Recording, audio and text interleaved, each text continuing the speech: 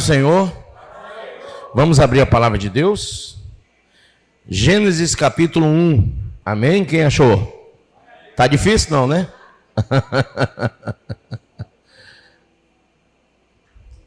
Vamos lá. No princípio criou Deus os céus e a terra.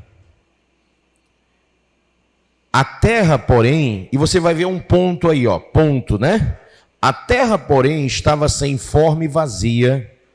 Havia trevas sobre a face do abismo, e o Espírito de Deus pairava por sobre as águas.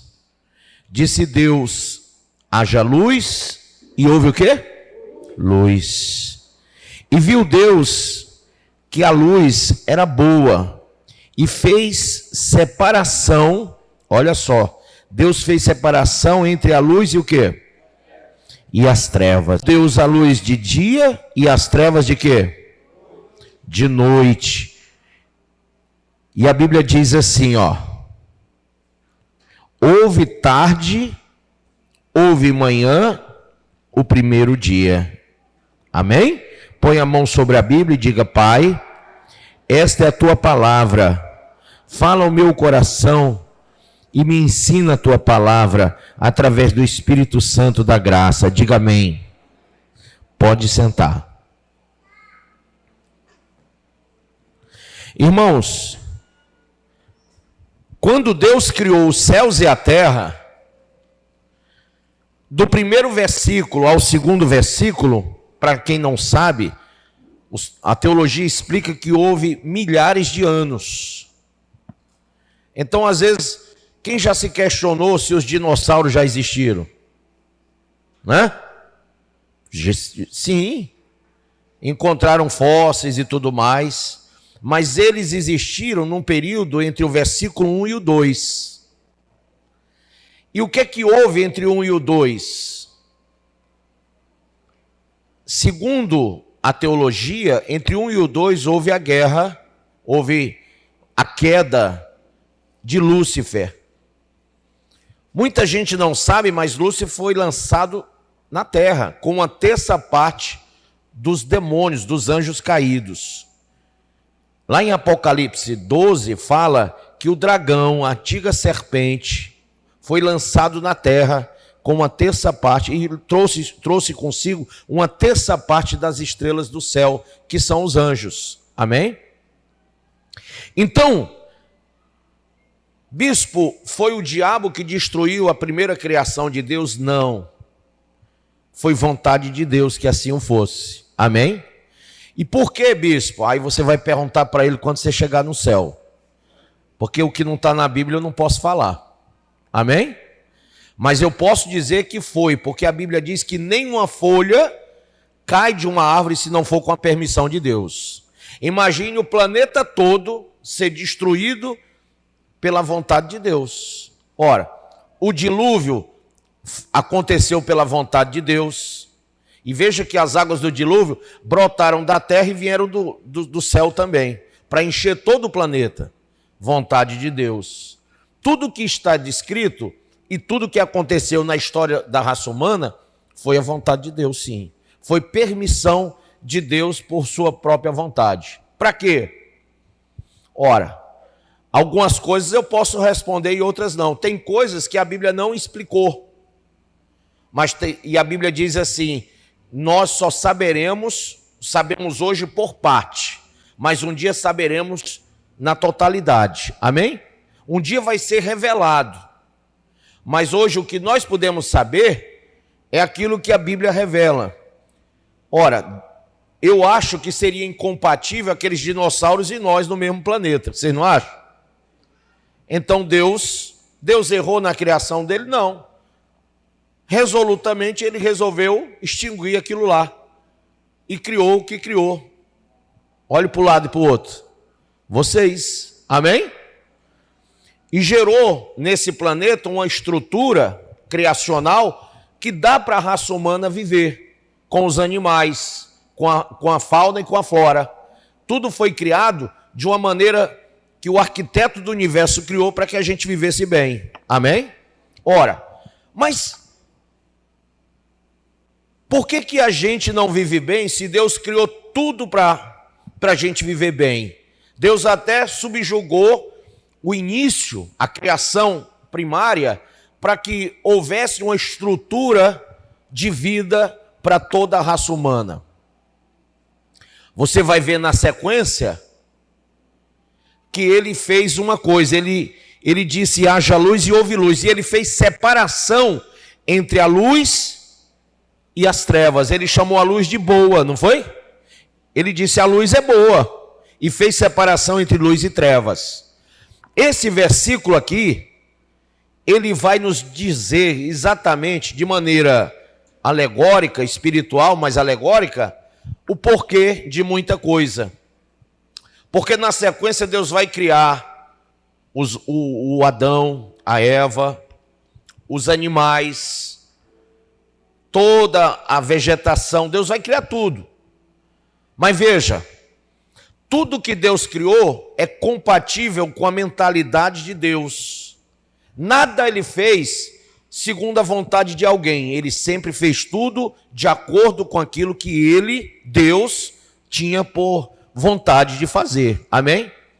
E aí ele vai e cria uma árvore, chamada árvore da vida, e outra chamada conhecimento do bem e do mal.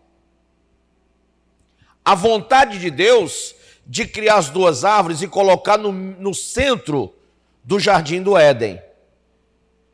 E na sua infinita bondade, ele deu a Adão a possibilidade de viver e de desfrutar de tudo que havia no Éden.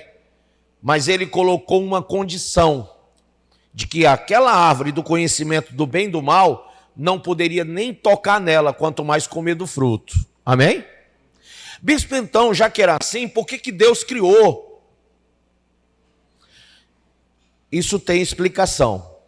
Se você não sabe, os anjos do céu, eles sabem, eles conhecem o bem, mas eles também entendem o mal. São seres espirituais, eles são seres santos, porque são separados para Deus, amém? Eles têm um corpo que não é mortal, é imortal, e eles têm um coração voltado para o Senhor, mas têm livre-arbítrio, eles podem escolher, e dentro do livre-arbítrio que eles têm, eles são seres que, diferentemente de nós um dia, eles podem se corromper. Nós, quando formos arrebatados, seremos imortais e incorruptíveis. Amém? Porque nós temos aqui na terra a possibilidade da escolha do livre-arbítrio. Quando formos levados para o céu, já não haverá mais o livre-arbítrio, porque seremos incorruptíveis. Amém? Se eu sou corruptível, eu tenho o direito de escolher. Se eu sou incorruptível, a escolha já foi feita. Então eu escolho hoje ser incorruptível. E no dia da minha transformação, quando eu for transladado ao céu, eu me tornarei aquilo que eu escolhi hoje ser. Amém? Os anjos foram criados também com livre-arbítrio. Bispo, me prova isso. Apocalipse 12, eu acabei de falar. Ou você acha que Lúcifer se rebelou sem ter livre-arbítrio? Claro que ele, e o profeta Ezequiel conta a história dele, ele se rebelou com o seu livre-arbítrio. Ele se achou tanto quanto Deus. E assim, ele conseguiu convencer uma terça parte dos anjos. Tinha 3 dedos, ficaram só 2. Olha quantos bilhões de anjos ele convenceu de saírem do céu. De saírem da onde? Não é do mundo, não é das drogas, não é da bebida, não é da prostituição. Isso aí é fichinha. Rapaz, eu estou nessa situação porque o diabo... Presta atenção. Você acha difícil sair da droga, da prostituição, dessa coisa toda? Entenda. O teu inimigo fez uma coisa pior do que isso. Ele conseguiu tirar seres do céu. Imagina você que quer, quem quer ir para o céu? Antes de você ir para lá, ele já quer tirar a sua possibilidade de ir. Porque nós temos o direito de escolher nos tornarmos imortais e incorruptíveis através do arrebatamento. Amém? Mas os anjos caídos perderam isso. Eles escolheram lá no céu não morar no céu. Nós escolhemos aqui na terra e morar no céu. Entendem? Então, eu quero voltar à questão do diabo para você entender uma coisa. Quando em João 8 diz que ele é o pai da mentira e que ele mente desde o princípio, e quando ele mente, ele fala do que lhe é próprio, porque é mentiroso e pai da mentira, Jesus estava falando algo muito forte que pouca gente entende. Se ele conseguiu tirar anjos do céu, imagina você da igreja. Se ele conseguiu esfriar o relacionamento de anjos que estavam na presença do Deus vivo, que viram a glória de Deus, quanto mais você que nunca viu presencialmente a glória de Deus. Ele tirou do céu quem lá estava. Para ele é muito fácil tirar você de dentro da igreja. Por quê? Porque ele é pai da mentira. E ele vai jogar com você do mesmo jeito que ele jogou com os anjos que lá estavam. Lá ele conseguiu persuadi-los a deixar Deus.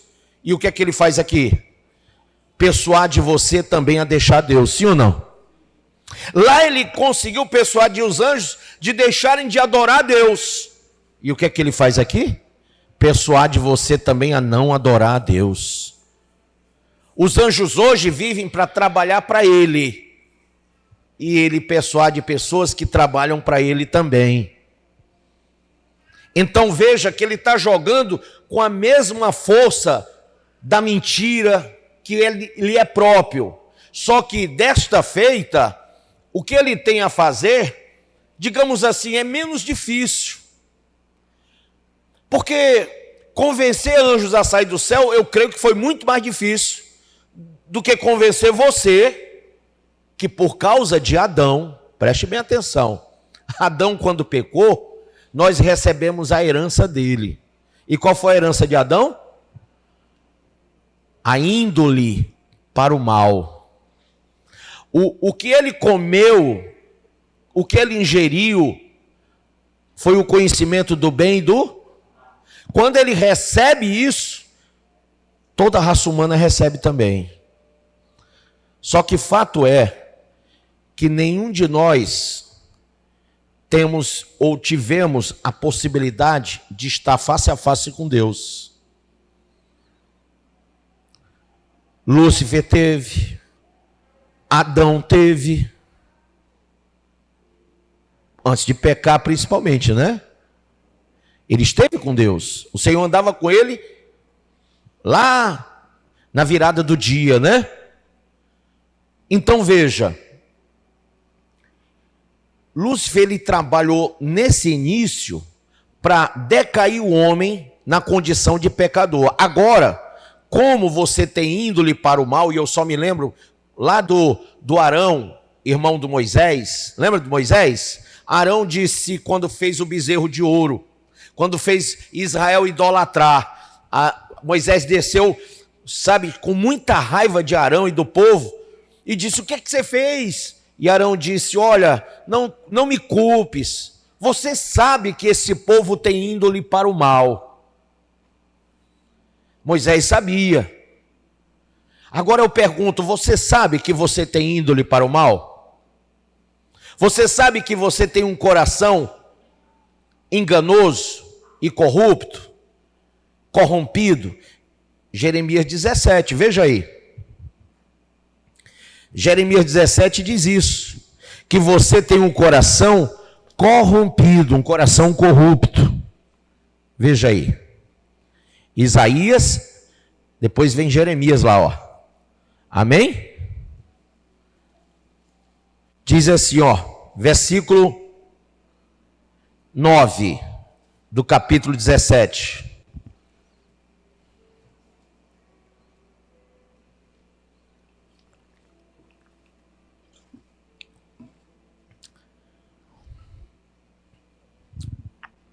Enganoso é o coração mais do que todas as coisas.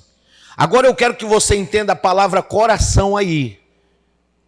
Não é esse negocinho que você tem aqui no meio da caixa torácica que faz pum, pum, pum, pum, pum, pum. Não é isso não, hein? Quando você lê a palavra coração aí, o nome coração, entenda. Escreva aí, centro das emoções, centro das decisões, centro do intelecto. 3 coisas essa palavra quer dizer: lugar de decisão, lugar de emoção e lugar de razão. Então, nesse lugar de emoção, de decisão e de razão, o homem, ele é mau. Veja, começa dizendo que esse lugar é enganoso. Então, se é enganoso, nós já nascemos com a herança adâmica do primeiro Adão, nós já nascemos numa situação de engano, de pecado. Nossa índole é para o mal. Não é incomum você ver pessoas fazendo tudo que o diabo gosta, não é? E não é incomum você ver crentes frios e até desviados, porque o diabo continua atuando, só que agora ele atua contra a igreja. E ele não atua só, ele atua com bilhões de anjos caídos. Para que você, que tem um coração com índole para o mal, não use o seu livre-arbítrio para o bem. A árvore era do bem e do... Ele quer que você viva para o mal e não para o bem. E dessa feita você tem que entender. Por que, bispo? Então eu estou acabado, não tem jeito. Porque meu coração é enganoso. O lugar da decisão, o lugar da emoção, o lugar da razão está corrompido. Então como é que eu vou me salvar? Isso é uma grande pergunta que tem resposta. O apóstolo dizia assim: miserável homem que...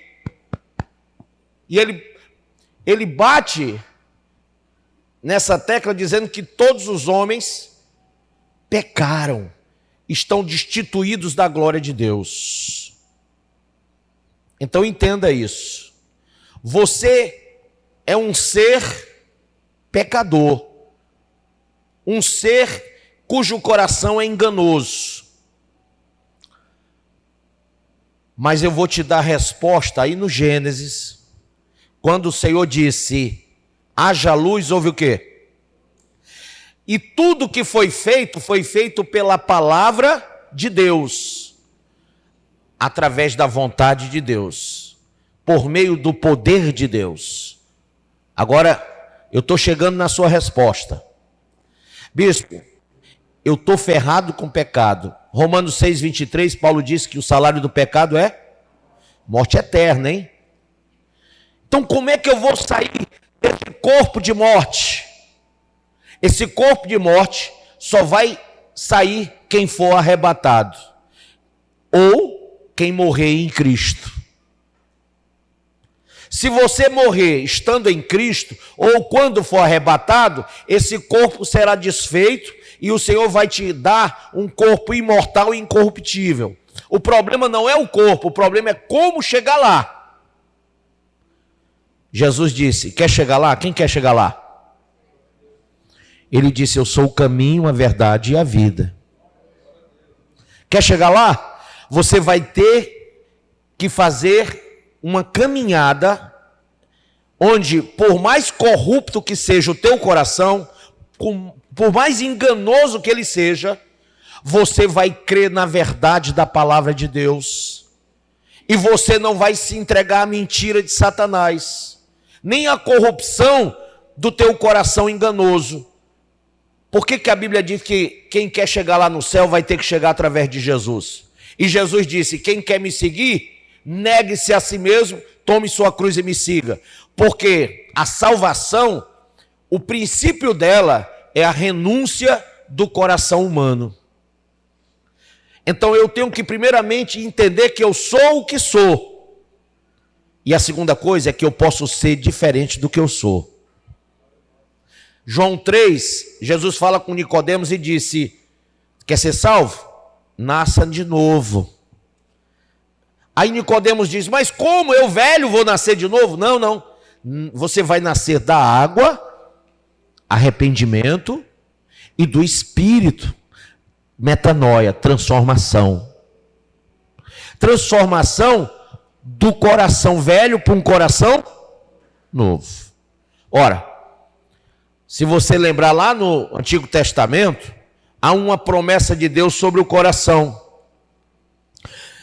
Quando Deus fala sobre o coração, lá no Antigo Testamento, ele diz assim: tirarei de vós o coração de pedra e vos darei um coração de carne. Por quê? Porque eles estavam imbuídos de muita malignidade, de muito pecado, de muita corrupção e de muito religiosismo do antigo Egito. No Egito, os homens eram adorados como deuses. E eles estavam vivendo debaixo do jugo do Egito e subjugados à religião egípcia. Quando eles saem de lá, o Senhor diz: olha, para o egípcio e na religião egípcia, todo mundo que morria era mumificado e o coração de carne era tirado e era colocado um coração de pedra, que alguns chamam aí de escaravelho. Tá? Mas veja, esse coração de pedra, na religião, no pensamento egípcio, é um coração que vai resistir aos milhares de anos que se passariam. Eles pensam em um dia, aquele coração, aquela pessoa mumificada voltaria à vida, na visão dos egípcios. Veja que eles não estavam tão distantes da realidade, porque todos vão voltar à vida mesmo, nem que seja para ser julgado no grande trono branco, como está em Apocalipse 22. Vai ser ressuscitado o corpo, a alma e o espírito. Tudo isso aí, quer dizer, a alma e o espírito não morrem, o corpo, né? Vai ser trazido de volta. A Bíblia diz que o mar dará aos seus mortos e de toda a face da terra os mortos voltarão a viver e se apresentarão diante do Deus excelso no dia do grande trono branco. Então os egípcios não estavam errados, mas o erro deles era querer um coração de pedra para viver esse dia. Porque um coração de pedra, um coração duro, não poderia receber a palavra da verdade. Bispo, eu tenho índole para o mal, mas eu não tenho o coração lá dos egípcios. Será? Quando você resiste à palavra e ao chamado da graça, você está endurecido, sim ou não? Resignado para o mal. Quando você não quer abrir mão do pecado, da vida lá de fora, você está resignado a viver o pecado, a viver o mundo. Teu coração está embrutecido, pelas palavras de Paulo, embrutecido. Mas eu tenho uma novidade para você, que está lá em Jeremias 23, o Senhor diz assim, através de Jeremias, ó.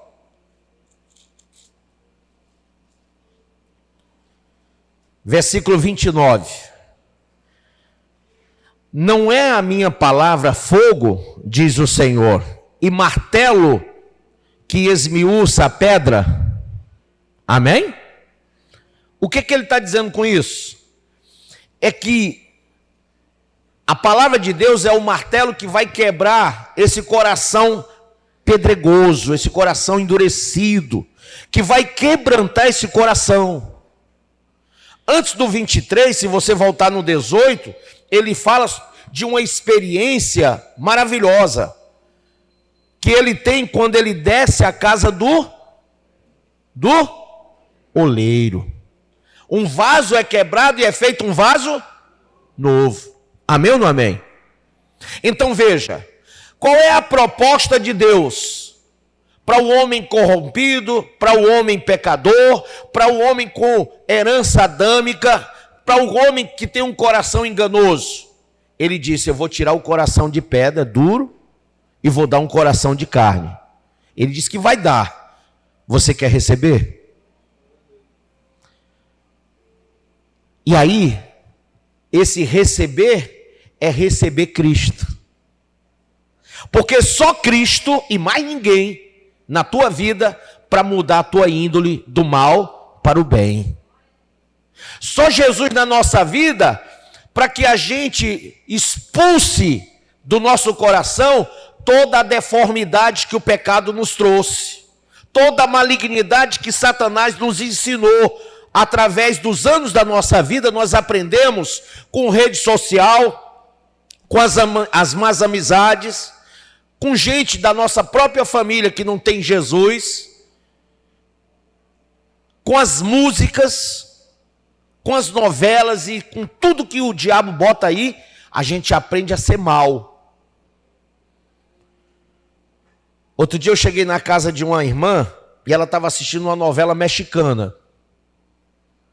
E ela estava que o olho estava em tempo de sair da caixa. Aí eu disse: ô irmã, fecha esse negócio aí, vamos conversar de Jesus aqui.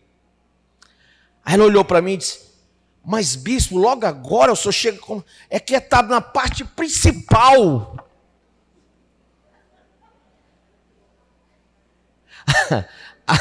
Aí eu olhei para ela e disse: qual é a parte principal? É a parte que eles vão se reconciliar depois de tudo que aconteceu na história e tal. Eu digo: quem é que está se reconciliando? Ela pensou que eu estava interessado na novela. Aí eu não sei o nome, o João com a Maria lá, porque o João, ele estava longe da Maria, porque a mulher dele, a bicha ruim, fez tudo para separar eles dois. Mas ele conseguiu, separou dela e casou, vai ficar com a Maria agora. E eles estavam brigados, mas estão se reconciliando. Aí eu olhei para ela e disse: pois é, você está tão atarefada em ver a reconciliação do João com a Maria, que não é a mulher dele, e está com raiva da esposa dele. Aí eu perguntei: a senhora é casada? Sou. E se seu marido arrumasse outra? Ele é doido, se ele arrumasse eu mato ele. Tá vendo? Eu digo: e a reconciliação, irmã? Só não estava tão afeita a uma reconciliação? Não, de jeito nenhum aqui em casa, não, de jeito nenhum. Diga: então entenda, o diabo está semeando no seu coração o adultério. E você está entendendo como coisa boa. A Bíblia diz, lá em Provérbios: ai daquele que ao mal chama bem e ao bem chama mal. A gente tem que ter cuidado com o que é ruim, porque o que é ruim mesmo. E o que é bom. Então a grande resposta que eu disse que está no Gênesis, volte para o Gênesis. Está aí no versículo que eu li, tranquilo e calmo, você vai ver a resposta.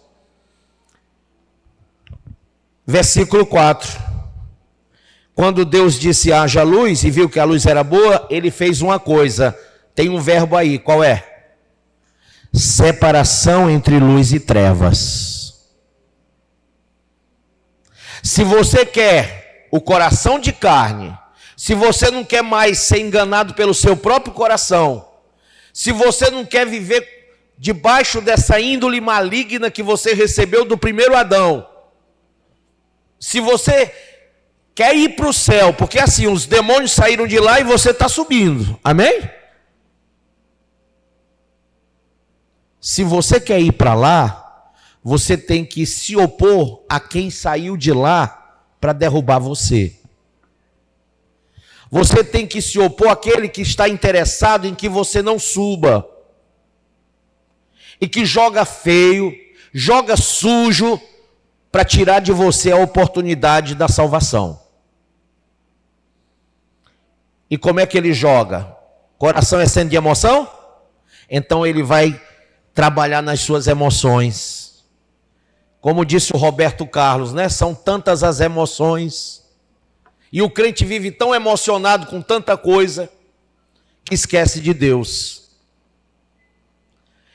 O coração não é centro da razão, ele vai trabalhar ideologicamente, filosoficamente, para você racionalizar do jeito dele. Vai afastar você da Bíblia, da igreja, da comunhão com os irmãos, do culto, da escola bíblica dominical, da oração, da vigília. Por quê? Porque quem frequenta tudo isso, racionaliza com a mente de Cristo. Mas quem não está em nada disso, tem uma razão que a própria razão não sabe explicar. Isso aí, né? Está dentro do contexto da filosofia. Então, você começa a ser tudo menos um ser que racionaliza para Deus. Você vai racionalizar para o mal. E você vai estar concretamente pensando que está certo. Porque a sua razão está ligada à sua emoção, desejo, volição, vontade. E razão com vontade, com desejo, com emoção, vão trabalhar juntas. Eu disse, o coração é centro do intelecto, razão, da emoção e de quê? De si. Pronto. E aí, quando você está envolvido com a emoção e a razão para o mal, você vai decidir o que o diabo quer. Ou seja, fazer a vontade dele e não a vontade de Deus. Aí eu pergunto, como é que você vai ser filho de Deus se você não racionalizar segundo a vontade de Deus? Se o teu coração não for tirado de pedra e colocado de carne, ou seja, se você não começar a ter as emoções, os sentimentos de quem conhece o Senhor. Então, nessa guerra, vence quem decidir do lado de Cristo. Por isso, você tem que atentar para o fato. Vai lá para 2 Coríntios 6.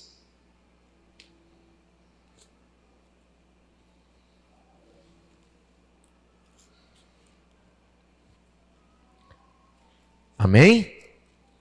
E entenda bem.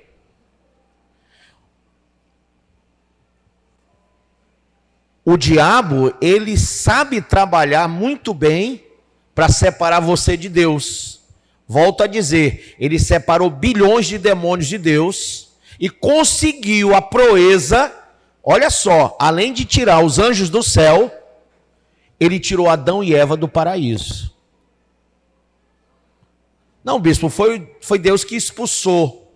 Sim, mas quem foi que ocasionou tudo? Quem foi que foi lá fazer a tentação, né? Foi ele. Ele gerou toda a situação. Bispo, e Deus? Deus permitiu. Por que Deus permitiu? Pergunta para ele. Mas é a mesma resposta eu te dou quando você está desviado, frio, ou com qualquer outro problema, ou doente. Bispo, por que isso me aconteceu? Deus permitiu. Mas por quê? Não sei. Pergunta para ele. Eu só sei de uma coisa. Eu não sou digno de coisa nenhuma de Deus. A minha salvação é pela graça. Ele me favoreceu, e a você também, se nós escolhermos o certo. E aí a briga é de foice. Porque eu tenho que lutar contra a minha índole maligna. Quem já pensou em fazer uma desgraça aí, graças a Deus não fez, mas pensou em fazer. Seja matar alguém ou se matar, né? Cometer suicídio, alguém já pensou? Já, né? E não fez, porque senão você não estava aqui, é lógico. Né? Ou estava no presídio ou estava no cemitério. Mas eu pergunto a você, Sabe por que você não fez? Naquela hora, tinha a voz de Deus e a voz de Satanás, e você ouviu a de Deus.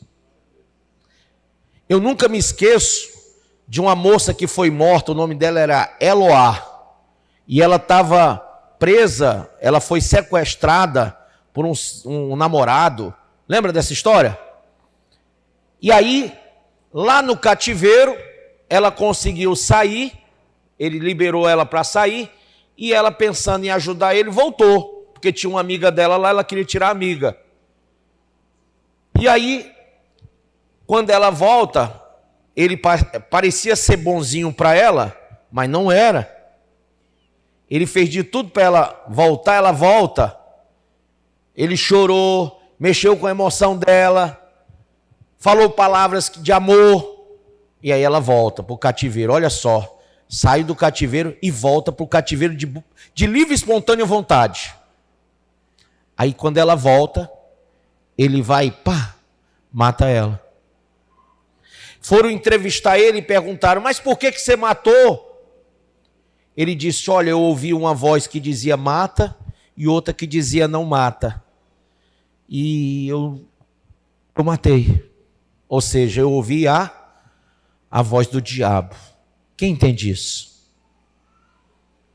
Então, as nossas escolhas vão dizer se vamos para o céu ou se vamos para o inferno. Já estamos numa situação de guerra. E eu não estou falando de Rússia, Ucrânia, eu estou falando de guerra espiritual. Amém? E quem está em jogo aqui é a sua alma. Por isso que você tem que pensar, sopesar o que é melhor para você. O que é que vale a pena? As coisas que vão passar ou aquelas que permanecem para sempre? E aí eu vou colocar para você uma situação. Jacó e Esaú tinha a primogenitura, o direito, porque nasceu primeiro, e Esaú tinha a possibilidade da bênção do pai por ser o mais velho e o mais querido pelo pai. Mas ele estava com fome e a necessidade do ventre falou mais alto. E um dia, Jacó fez um guisado, Esaú chega com fome e diz, me dá um prato desse guisado aí. E Esaú, pedindo, Jacó olhou e disse assim, quer? Pois então eu troco pela tua primogenitura, o teu direito. Ele disse, o que me vale ter a primogenitura se eu morrer de fome? Trocou. Comeu, encheu a pança, mas perdeu o direito da primogenitura. Ora, Jacó com direito de primogênito agora, ele diz, falta só a metade do caminho para eu ser o patriarca depois do meu pai. Porque quando o meu pai abençoar, está abençoado. Então ele vai e engana o pai, se vestindo igual o irmão, o pai já estava cego, estava para morrer, ele vai de noite, no meio da escuridade da noite, e ele pega e se faz de Esaú e recebe a bênção do pai, e se torna o próximo patriarca, Jacó, que se tornou Israel. Amém? Por que isso aconteceu, bispo? Uma coisa tão feia, tirar a primogenitura do irmão, enganar o pai, porque Deus permitiu e assim o quis. Mas eu não entendo, nem eu, pergunta para ele.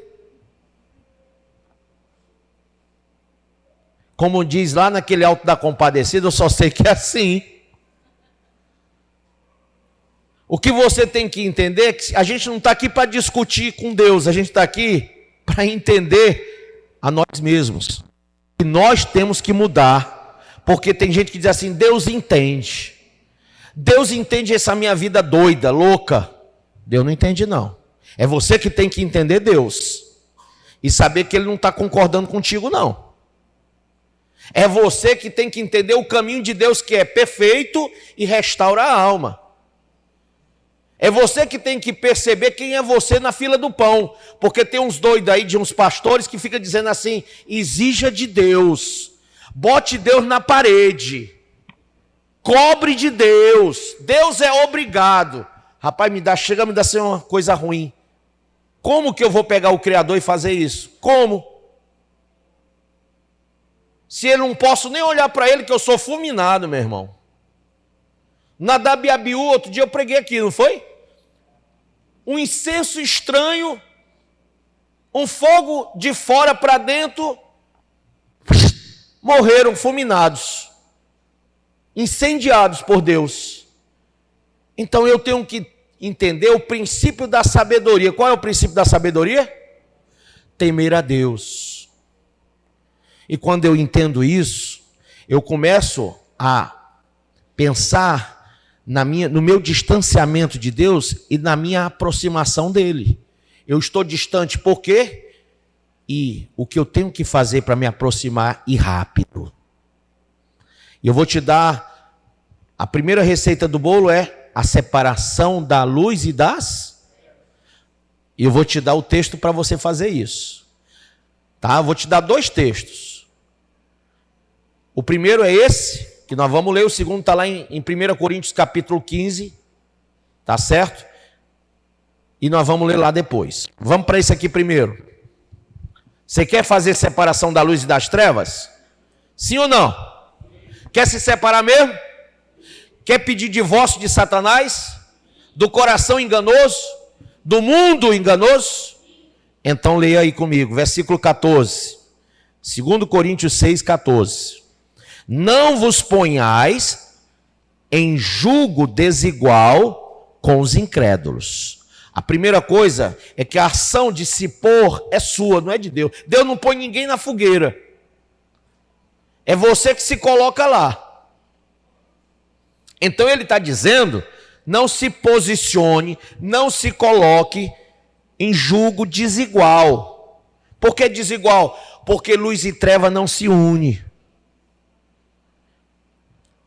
Então tem gente incrédula. Por que você quer ser amigo dos incrédulos? Me fala. Me fala, por que você quer ser amigo dos incrédulos? Em que eles edificam você? Em que eles vão somar na sua vida? Se você quer aparecer para os homens, você vai desaparecer para Deus. Porque a Bíblia diz, quem se torna amigo do mundo, torna-se inimigo de Deus. Paulo disse, eu não prego nem para agradar os homens, porque se eu agradar os homens, eu vou estar desagradando o meu Senhor. Então entenda isso. A maioria das vezes que você se une aos incrédulos, é porque você quer aparecer para eles. Você não se conforma em estar isolado, você quer estar junto, porque você quer fazer parte de alguma estrutura que você ambiciona, deseja. E olha como teu coração está enganando você. Está usando sentimento, desejo, vontade, paixão, para você se unir àquilo ali que é ruim. É que nem aquela pessoa que sabe. Eu conheci vários casais de namorados, e a pessoa sabia que o outro não valia nada. A pessoa sabia. Aí chegava para mim chorando, já me traiu mais de 2.000 vezes. Eu digo, sim, está com ele por quê? Está com ela por quê? Não, porque eu gosto, eu amo, eu isso, eu aquilo. Aí eu digo, não, senhor. Então você vai fazer o seguinte, você sai da minha sala, quando você parar de amar e de gostar, você volta. Porque enquanto o teu sentimento do teu coração enganoso, o coração enganoso, mas a pessoa já estava sabendo. Ó, você mesmo sabendo, não se convence. É que nem quando eu prego e a pessoa não se converte. Mesmo ela sabendo que está indo para o inferno, não se converte. Por quê? Porque o coração está enganando. Então aqui diz que você não pode ter julgo desigual com os incrédulos. Porquanto, que sociedade pode haver entre a justiça e a iniquidade? Ou que comunhão da luz com as trevas? O próprio Deus fez separação porque não tem como. Que harmonia entre Cristo e o maligno? Ou que união do crente com o incrédulo? Que ligação há entre o santuário de Deus, que somos nós, e os ídolos? Eu não posso ser um idólatra, porque eu sou santuário do Deus vivo e você também é. Então, no meu coração, eu não posso adorar imagem de escultura. Amém?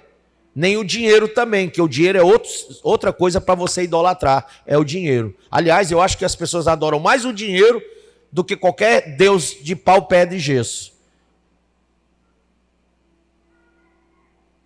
Você vê que as pessoas não dão a vida delas por completo para Deus, mas em busca do dinheiro elas vivem. Então veja. Porque nós somos santuário do Deus vivente, como ele próprio disse, habitarei e andarei entre eles, do mesmo jeito que o Senhor andava com Adão, amém? Habitarei e andarei entre eles, serei o seu Deus e eles serão o meu povo. Por isso, ele dá uma ordem: retirai-vos do meio deles, separai-vos, diz o Senhor, não toqueis em coisas impuras, e eu vos receberei. Amém?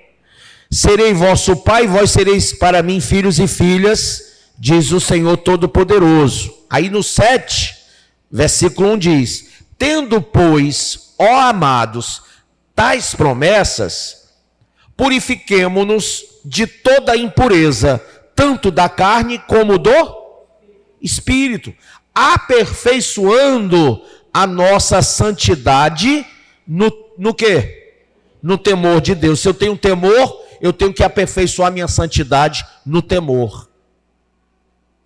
Quem é que se separa do mal? É você.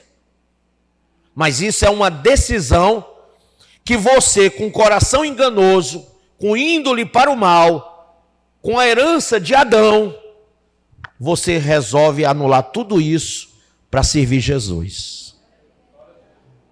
O que é a fé que vence o mundo? Está lá em 1 João. A fé que vence o mundo é justamente a decisão que eu tomo de não querer mais parte com nada que é das trevas. Tudo que você identificar que é treva, sai fora. Tira da sua vida. Amém? E aí eu vou falar de tudo, mas é tudo mesmo, sem uma coisinha de detalhe. Porque às vezes a gente diz assim, não, mas isso aqui não precisa, né, Senhor? É treva? Tira. A gente às vezes quer minimizar o pecado, mas o pecado, ele é tão ruim que um fruto do conhecimento do bem e do mal, uma frutinha que a gente diz, não tem problema nenhum, fez o estrago que fez. Então, para de minimizar o pecado, porque o pecado não tem tamanho não, pecado é pecado. E aí você tem que tomar a decisão mais concreta de um coração decidido para Deus, de servir ao Senhor com inteireza e integridade de coração. Amém? O segundo texto está em 1 Coríntios 15, veja. Pronto, aqui no início mesmo diz assim: irmãos, venho lembrar-vos, porque o que ele está lembrando? O Evangelho, que vos anunciei, o qual recebeste e no qual ainda perseverais. Por ele também sois salvos, se retiverdes a palavra tal como vou lá. Então, se você mudar a palavra, você não está perseverando nela. O Evangelho não é uma coisa bonita. E alguém estranha quando eu falo isso. Mas o Evangelho não é bonito. Quem concorda comigo que o Evangelho é Cristo? Levanta a mão. Não é? É, porque ele é a palavra, ele é o verbo de Deus, ele é o fundamento, então o Evangelho é ele. Vamos lá. Se a gente pensar no Evangelho como uma coisa bonita, nós vamos querer sermos atraídos pelo Evangelho. Tem que dizer assim, eu só vou para um canto que eu me sinta bem. Hedonista. Eu só vou para um canto que eu goste. Eudaimonista. Buscando felicidade. Eu quero me sentir atraído, aí se eu me sentir bem, atraído, se for uma coisa que eu gosto, se é uma coisa que eu quero, eu vou. Preste bem atenção. Você concordou que o Evangelho é Cristo? Paulo está dizendo que você tem que perseverar sem mudar o Evangelho. Tem gente que quer mudar Jesus, não quer se mudar, não quer mudar o seu ser, mas quer mudar o Pai, quer mudar o Filho e até o Espírito Santo se deixar. Você quer que eles sejam do seu jeito e não você se tornar do jeito deles. E eu vou te dizer, o Evangelho, ele é para ser recebido do jeito que ele nos foi apresentado, é o que Paulo está dizendo. Se você ler Isaías 53, falando de Jesus, diz que ele não tinha nem aparência e nem o quê? Formosura. Então ele era o quê, pessoal? Feio. Fisicamente feio. E o texto diz, para que ninguém o desejasse. Jesus podia ter vindo igual aqueles atores da Globo, né? Dos filmes lá que sai, da Record, dessas TVs aí, parece uns caras bonitos, louro, do olho azul, parece até comigo, assim, bem magrinho. Aí você vê os caras atraentes, e a Bíblia diz que ele era feio. Louro do olho azul, e provavelmente ele era negrinho. Por que o senhor diz isso? Porque ele era da tribo de Judá, uma tribo de pessoas com pele escura. Bispo, como é que eu vou desejar uma pessoa feia? Exatamente. O Evangelho, ele entra na nossa vida se a gente entender o Evangelho como ele é, e não como a gente quer que ele seja. Jesus não queria atrair as pessoas pela visão, ele queria atrair pelo coração, pela razão, pela decisão. Quando as pessoas olhavam para ele, não desejavam ele, mas quando elas ouviam ele, a Bíblia diz que a fé vem pelo ouvir o Evangelho, a palavra, a pregação.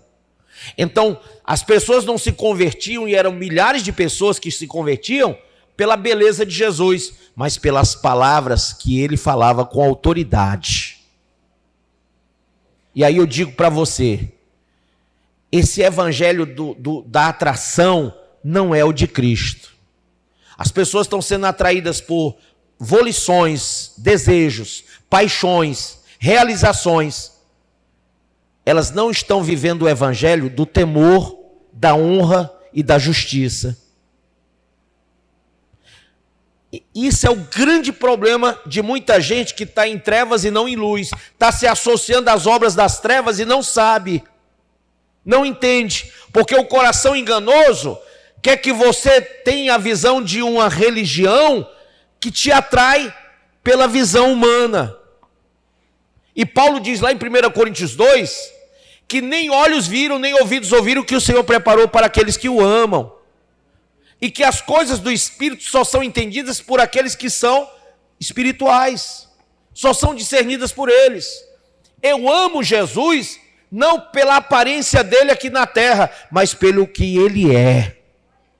Quando ele diz, eu sou o que sou, lá para Moisés, porque ali é o Pai dizendo, mas o Filho está lá e o Espírito também, são 3 em 1. Quando ele diz, façamos o homem a nossa imagem, a nossa semelhança, tudo que Jesus falou, eu não me sinto atraído pela aparência, mas pelo que ele falou. Porque eu creio, é fé, fé na palavra. Eu nunca ouvi, mas eu creio no que ele diz. Amém? E o Espírito Santo testifica ao meu espírito que o que ele fala aqui é a verdade. O mundo pode trazer um caminhão de filosofia, de ideologia, pode vir um monte de gente lá das trevas, amigos, parentes, seja lá o que for, eu não vou me associar a nenhum, porque eu já estou bem certo que nem a morte, nem a vida, nem principado, nem potestade, nem o viver, nem o morrer, nem o porvir, nada nesse mundo vai poder me separar do amor de Cristo. Então é uma fé que eu, no meu coração enganoso, que é centro de razão, eu já racionalizei ela dizendo, eu creio, estou fechado com ele e não abro mão do evangelho. Lá em Romanos 1,16, Paulo diz assim, eu não me envergonho do evangelho. Se ele está dizendo que não se envergonha, é porque é feio. Você acha bonito uma pessoa morrer esquartejada? Mas eles morriam por causa de Cristo. Você acha bonito alguém sofrer na cruz, da crucificação, ser lançado num tonel de óleo quente? Tudo isso eles passaram por amor a Cristo.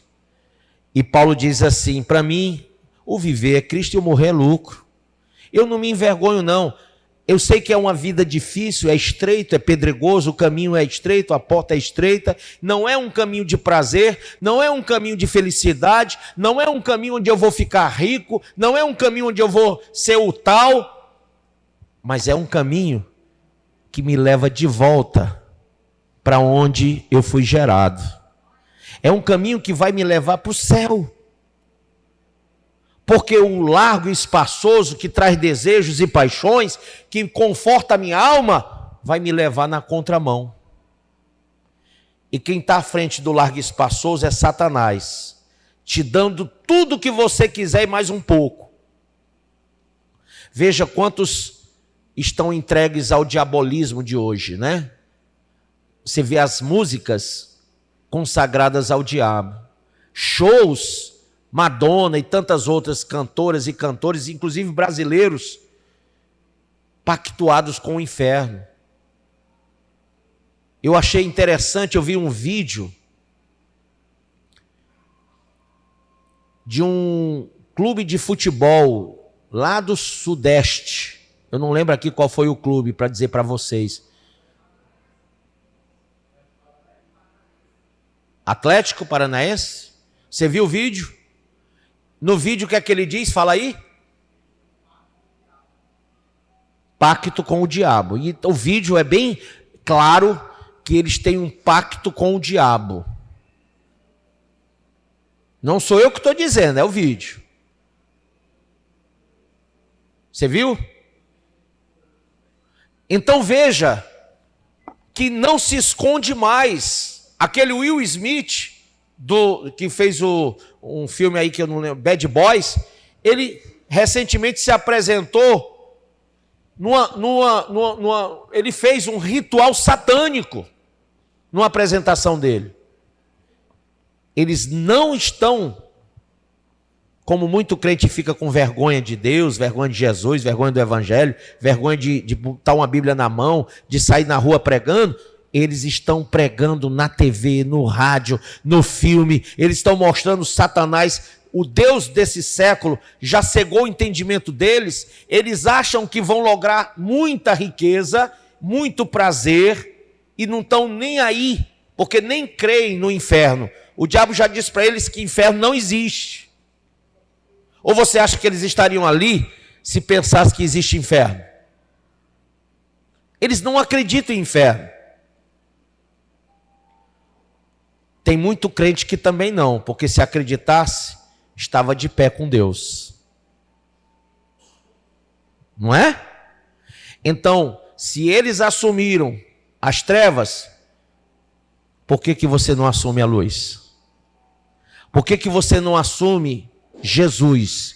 Paulo disse: eu não me envergonho de Jesus, do Evangelho, porque ele é o poder de Deus para a minha salvação e para a salvação de todos os homens. Amém? Eu estou te dando só a primeira razão. Em outro culto eu vou trazer as outras. Mas a primeira coisa que você tem que fazer é se separar das trevas. Se não há comunhão entre luz e trevas, saia das trevas. Você pode dizer isso para o seu irmão? Irmão, saia das trevas. E a Bíblia diz que se a luz que há em ti for treva, quão grandes trevas serão. Então saia dela. Saia. O diabo é tão enganoso que o nome Lúcifer vem de luz. Ele se disfarça como anjo de luz. Ele se posiciona como luz. Ele conta meias verdades como verdades. Como é o nome disso? Isso, o sofismo. Você tem que, além de tudo, entender que para se separar das trevas, E para caminhar na luz, você tem que ter o conhecimento da graça. Você tem que se aprofundar no conhecimento da palavra, no conhecimento de Deus. Quando eu conheço Deus, eu sei o que é próprio dele. E eu aprendi isso. Eu sei o que é próprio de Deus e tudo que não é de Deus é do maligno. Amém? Quem entendeu isso? Fique de pé.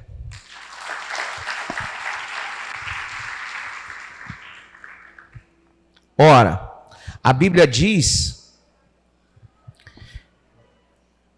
que um dia todas as pessoas comparecerão diante de Deus. Uns serão colocados ali para serem julgados, e outros para julgarem, estarão à direita de Deus.